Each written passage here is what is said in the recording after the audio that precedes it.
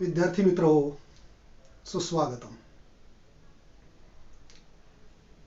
लोकसंख्या भाग 2 या दुसऱ्या प्रकरणाचा आपण अभ्यास करतोय. मागच्या 2 व्हिडिओ लेक्चरमध्ये लोकसंख्येची रचना पाहत असताना आपण प्रामुख्याने 2 मुद्द्यांचा विचार केला. त्यामध्ये एक होता वयोरचना, दुसरं होतं लिंग गुणोत्तर किंवा त्याला स्त्री पुरुष प्रमाण म्हणतात. आणि याच्याच अनुषंगानं जो काही लोकसंख्येचा लाभांश आहे याची पण आपण चर्चा केली. आज या तिसऱ्या लेक्चरमध्ये आपण लोकसंख्येच्या रचनेचे जे काही पुढचे काही घटक आहेत त्या घटकांचा विचार करूया. अर्थात आजचा तिसरा जो घटक आहे तो आहे साक्षरता आणि शिक्षण. जेव्हा एखाद्या देशाच्या लोकसंख्येचा आपण विचार करतो तेव्हा हा विचार करत असताना त्या देशातील लोकसंख्येचा साक्षरतेच्या अनुषंगाने अभ्यास केला जातो. म्हणजेच साक्षरतेची रचना पाहिली जाते. आता या साक्षरतेचा आणि शिक्षणाचा का अभ्यास करायचा, याचा का विचार करायचा, तर जागतिक पातळीवर लोकसंख्येचा विचार करत असताना, त्या देशाच्या आर्थिक स्थितीचा विचार करत असताना तिथली साक्षरता, तिथलं शिक्षण हे महत्त्वाचं ठरतं. कारण साक्षरता ही देशाच्या आर्थिक व सामाजिक विकासाचे द्योतक मानली जाते. म्हणजे तो देश आर्थिकदृष्ट्या किती सक्षम आहे, तो देश सामाजिकदृष्ट्या कसा पुढारलेला आहे हे समजून घेण्यासाठी तिथली साक्षरता महत्त्वाची ठरते.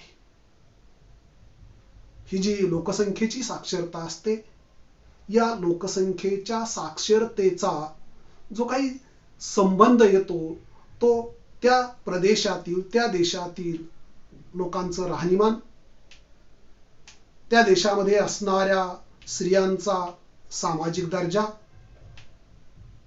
त्या देशामध्ये उपलब्ध असणाऱ्या वेगवेगळ्या प्रकारच्या शैक्षणिक सुविधा आणि त्या देशातील शासन जे विविध प्रकारची धोरणं राबवितं, या धोरणांशी या साक्षरतेचा थेट संबंध येतो. आणि म्हणून साक्षरतेचा अभ्यास करणं हे अतिशय महत्त्वाचं ठरतं. कारण साक्षरता हा घटक असा आहे की कोणत्याही प्रदेशाचा, देशाचा जो काही आर्थिक विकास असतो, या आर्थिक विकासाला ही साक्षरता कारणीभूत ठरते.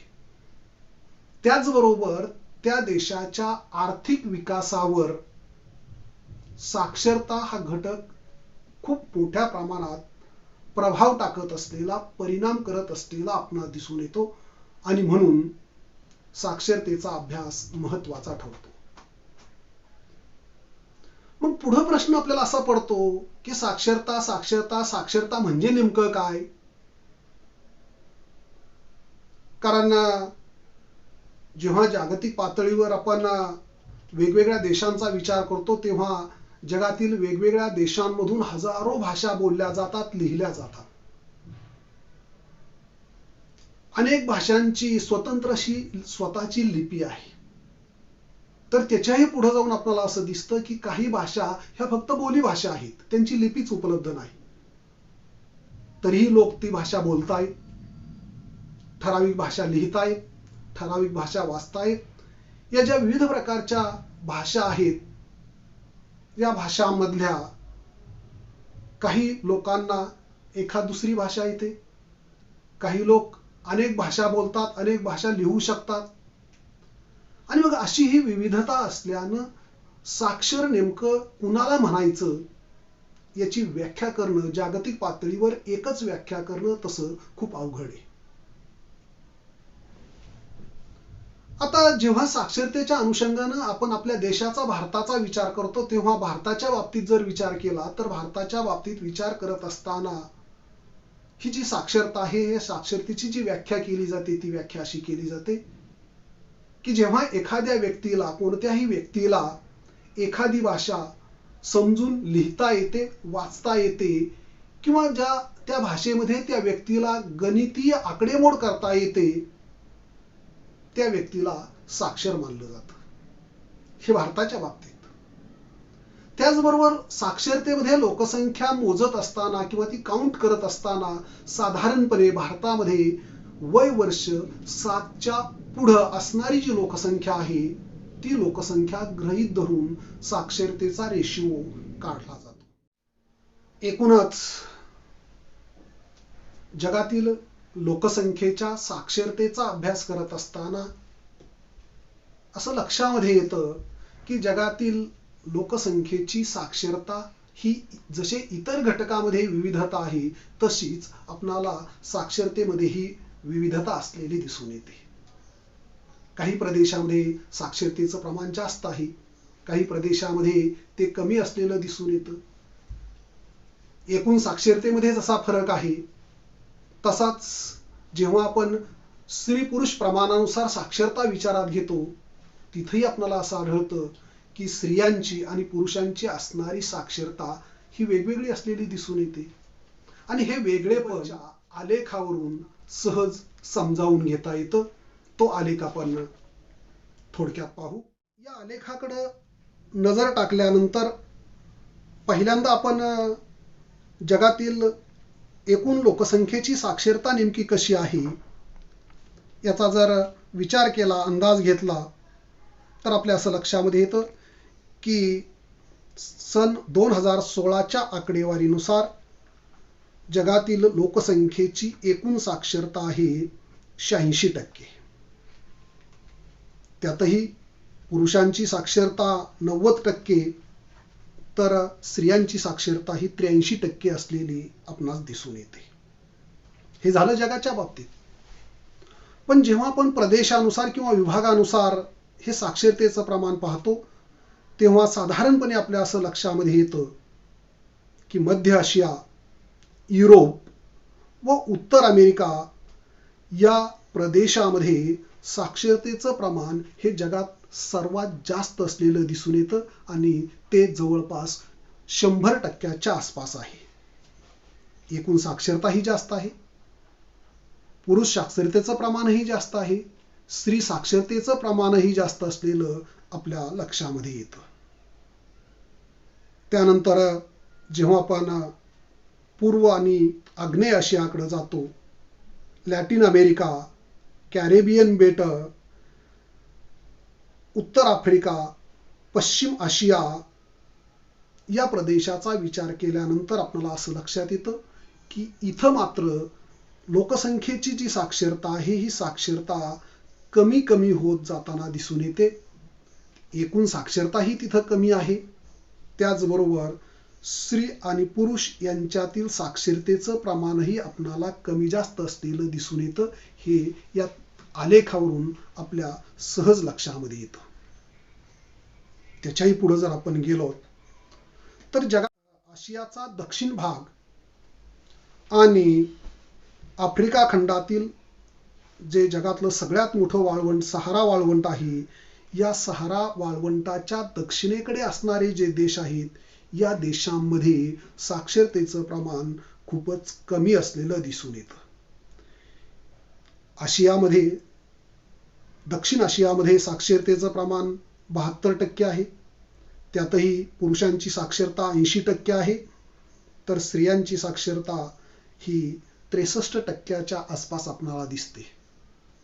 मात्र आफ्रिका खंडाच्या दक्षिण भागात म्हणजे सहारा वाळवंटाच्या दक्षिणेला असणारे जे देश आहेत या देशांचे साक्षरतेचं प्रमाण जगात सर्वात कमी असलेलं दिसून येतं.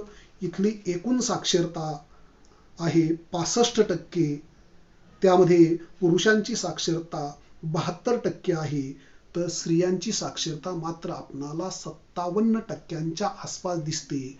आणि हे प्रमाण जगातील सर्वात कमी साक्षरतेचं प्रमाण आहे हे या ठिकाणी आपल्या लक्षामध्ये येतं. एकूणच काय तर साक्षरता हा एक घटक लोकसंख्येच्या रचनेतील महत्वाचा घटक आहे. साक्षरतेचा विचार केल्यानंतर लोकसंख्या रचनेतील पुढचा घटक आपण विचारात घेऊ आणि तो पुढचा घटक आहे व्यावसायिक संरचना. चौथा घटक व्यावसायिक संरचना. आता ही व्यावसायिक संरचना काय आहे आणि या व्यावसायिक संरचनेमध्ये लोकसंख्येचा कसा विचार केला जातो, तर जगातील असणारी जी काही कार्यकारी लोकसंख्या आहे, कार्यरत लोकसंख्या आहे, ही लोकसंख्या विचारात घेऊन तिची व्यावसायिक विभागणी केली जाते. एकूणच जगामध्ये प्रामुख्यानं प्रत्येक व्यक्ती कोणत्या ना कोणत्या प्रकारचा व्यवसाय करत असते, कोणत्या ना कोणत्या प्रकारचं काम करत असते. त्या व्यक्तीचं हे काम, त्या व्यक्तीचा हा व्यवसाय एका कोणत्या तरी गटामध्ये मोडतो. जगामध्ये व्यवसायाचे त्यालाच प्रकार असंही म्हटलं जातं. हे जे व्यवसायाचे गट आहेत किंवा त्याला आर्थिक क्रिया म्हटलं जातं, या आर्थिक क्रिया किंवा हे जे व्यवसाय आहेत, हे व्यवसाय आहेत 4 प्रकारचे. त्यामध्ये प्राथमिक श्रेणीचे व्यवसाय, द्वितीयक श्रेणीचे व्यवसाय, तृतीयक श्रेणीचे व्यवसाय आणि चतुर्थक श्रेणीचे व्यवसाय, असे याचे 4 गट पाडले जातात.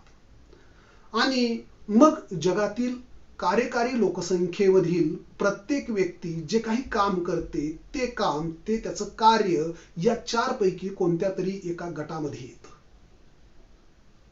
आणि मग त्यानुसार जेव्हा या व्यवसायानुसार लोकसंख्येची विभागणी केली जाते, तेव्हा या लोकसंख्येचा व्यावसायिक संरचनेचा अभ्यास करत असताना त्या देशातील, त्या प्रदेशातील जी काही लोकसंख्या आहे, ही लोकसंख्या कोणत्या गटात किती प्रमाणात आहे, ही टक्केवारीच्या साहाय्यानं काढलं जातं.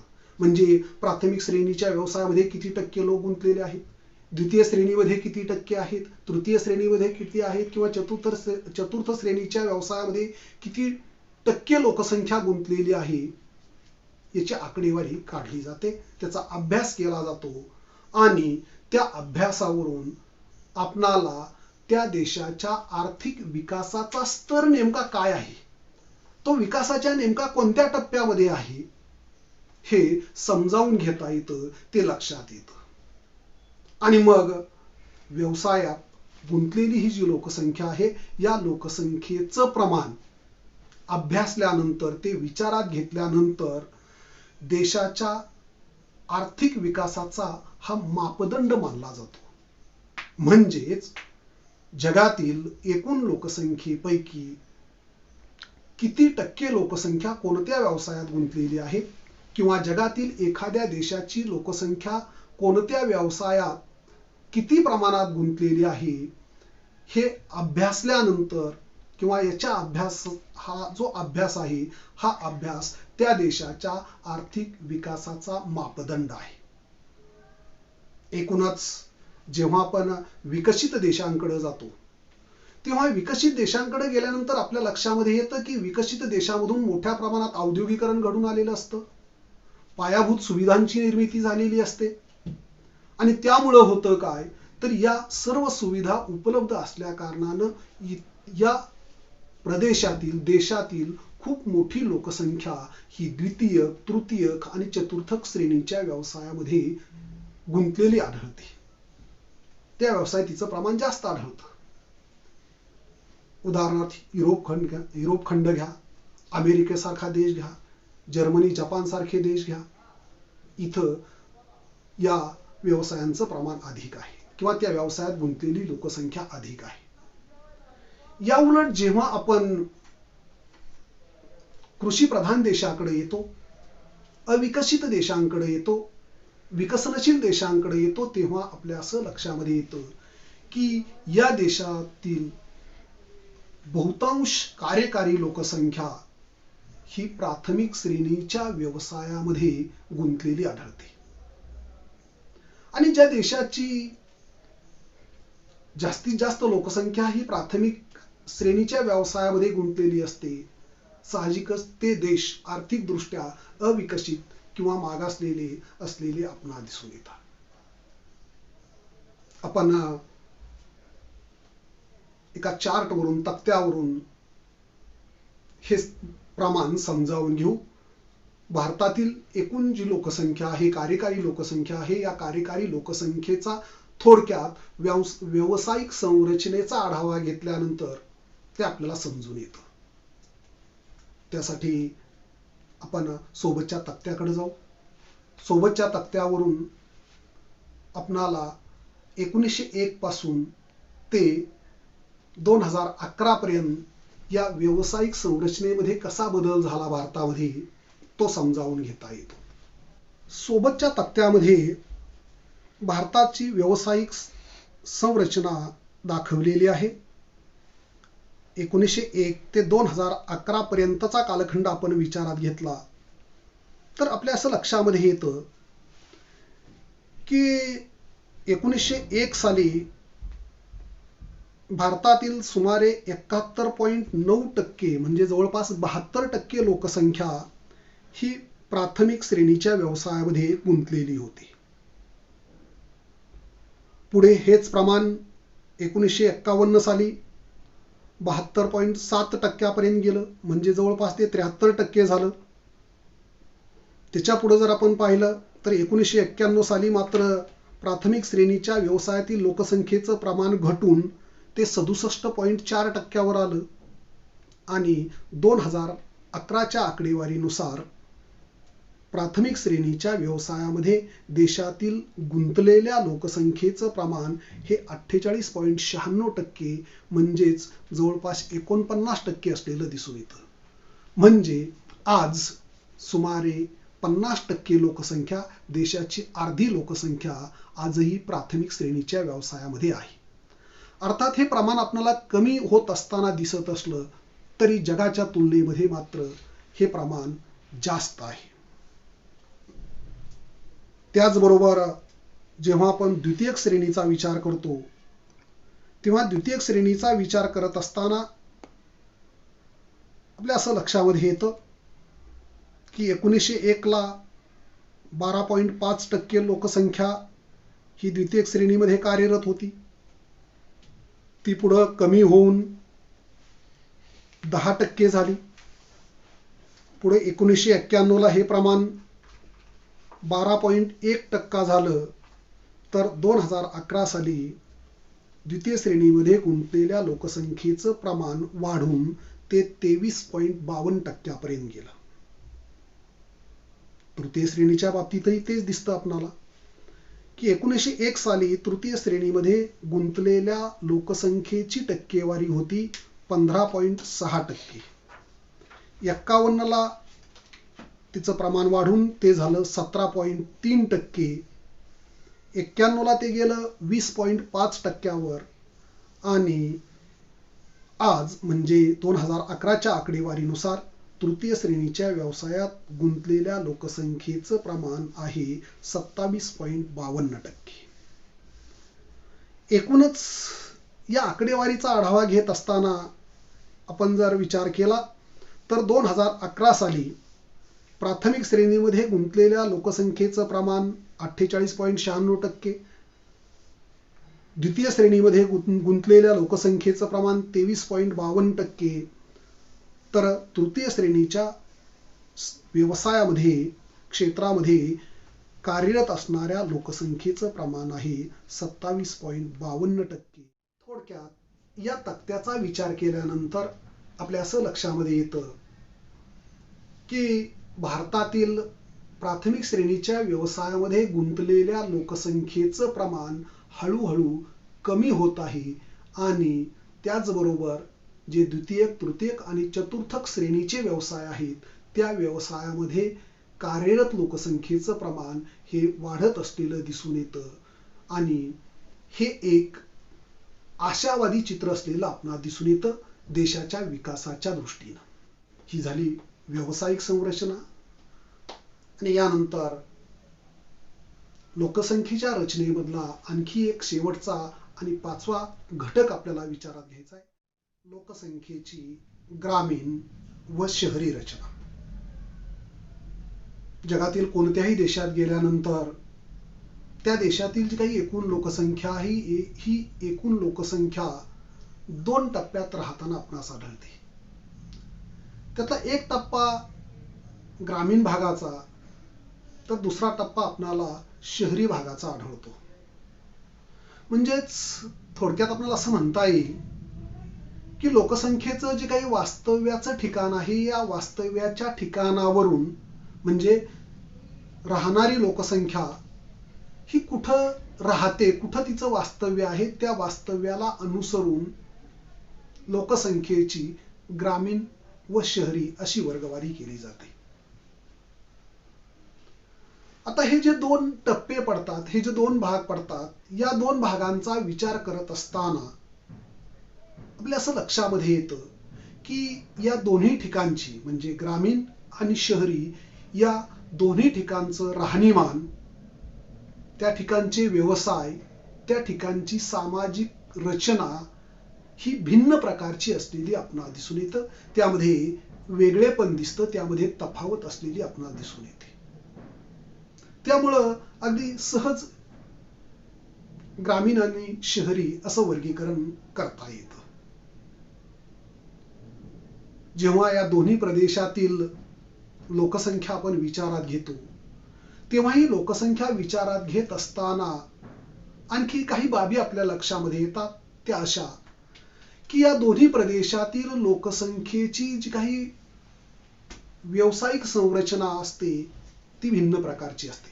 ग्रामीण भागात वेगळ्या प्रकारचे व्यवसाय असतात, शहरी भागात वेगळ्या प्रकारचे व्यवसाय केले जातात. या दोन्ही प्रदेशातील लोकसंख्येची वयोरचना ही वेगवेगळी आढळते. या दोन्ही प्रदेशातील ग्रामीण आणि शहरी या दोन्ही प्रदेशातील लिंग गुणोत्तर, तिथली घनता आणि एकूणच जो काही विकासाचा स्तर असतो, हा विकासाचा स्तरही वेगवेगळा किंवा भिन्न स्वरूपाचा असलेला आपणास दिसून येते, त्यामध्ये तफावत असलेली दिसून येते. अर्थात प्रत्येक देशामध्ये ग्रामीण आणि शहरी लोकसंख्ये मोजण्याचे जे काही मापदंड असतील ते वेगवेगळे आहेत. जसं आपण साक्षरतेमध्ये पाहिलं तसंच इथंही हे मापदंड वेगवेगळे असलेले आपणास दिसून येतात. परंतु ढोबळमानानं विचार करता आपल्याला असं लक्षामध्ये येतं की ज्या प्रदेशामध्ये लोकसंख्येची घनता कमी असते आणि अधिक प्रमाणामध्ये प्राथमिक श्रेणीचे व्यवसाय केले जातात किंवा तिथली जास्तीत जास्त लोकसंख्या ही प्राथमिक श्रेणीच्या व्यवसायामध्ये गुंतलेली असते,